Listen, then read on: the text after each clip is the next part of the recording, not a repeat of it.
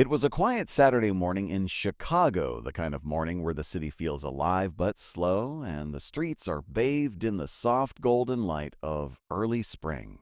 John Harris, a 72-year-old retired biker, revved the engine of his old Harley and rolled out of his garage, the familiar roar echoing down the empty street.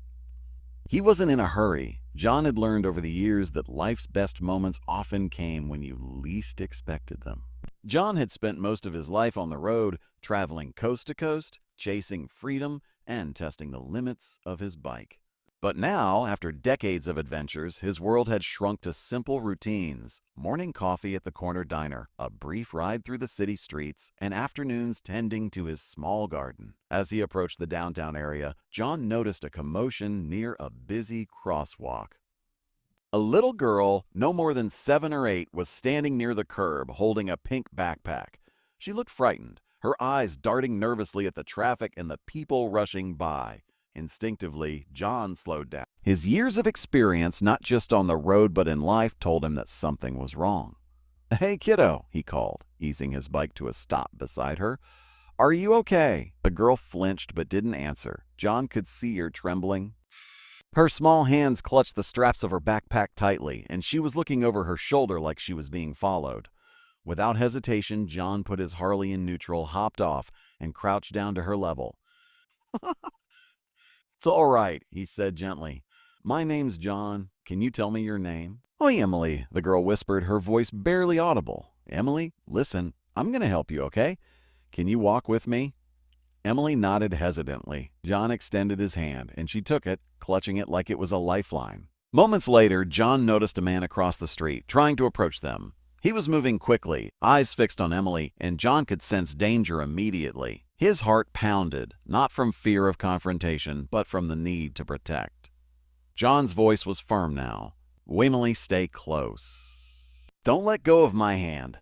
We're going somewhere safe." With the girl holding tight, he led her to a small cafe just around the corner.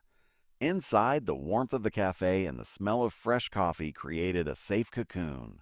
The man outside paused, scanning the crowd, but John kept his back to the window, shielding Emily. He asked the barista to call the police, explaining quickly that a child was in potential danger.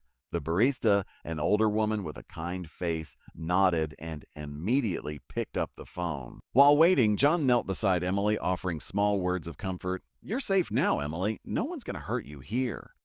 Emily finally looked up at him, tears in her eyes. He wanted to take me," she whispered. "I know, kiddo," John said softly. "But we're going to make sure that doesn't happen. You're not alone anymore." Within minutes, the police arrived.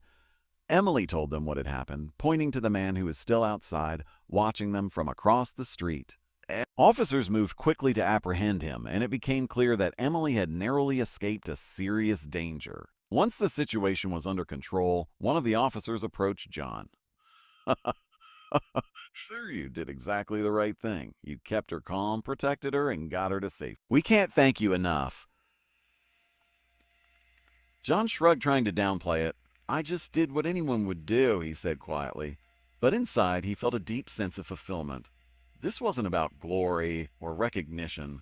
It was about doing the right thing, protecting someone who couldn't protect herself. Emily's parents arrived shortly after, tears streaming down their faces as they hugged her tightly. They turned to John, gratitude shining in their eyes. "Thank you. We don't know how to repay you," Emily's mother said, her voice choked with emotion. John smiled softly. "Seeing her safe is enough for me," he said.